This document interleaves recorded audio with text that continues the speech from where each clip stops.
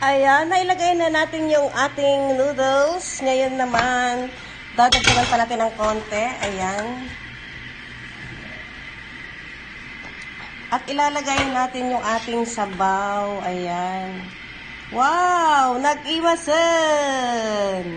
At least makakakain tayo ng mga lutuing Pinoy dahil masipag si Mami Dibs magluto ng mga Filipino foods. Ayan. At syempre, ilalagay na natin ito.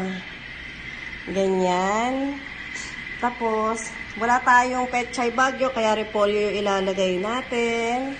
At itong shredded chicken, ilagay na natin. Ganyan.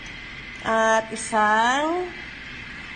lagyan natin ng konting bawang. Ayan, pampasarap. At paminta. Ayan. At syempre, ito, onion leaves. Ayan. Ayan na po yung ating set ng ating Mami Pancit Mami Noodles soup. Ang dami. Basta sa Kapampangan kasi yan, di ba? Marami ito sa Pampanga.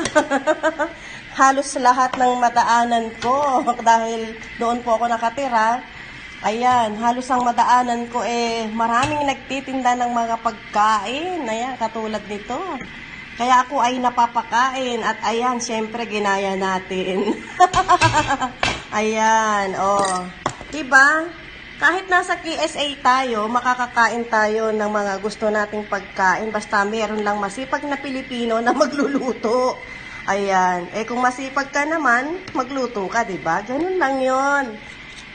Oh, ayan. Oh. Diba? Ayan.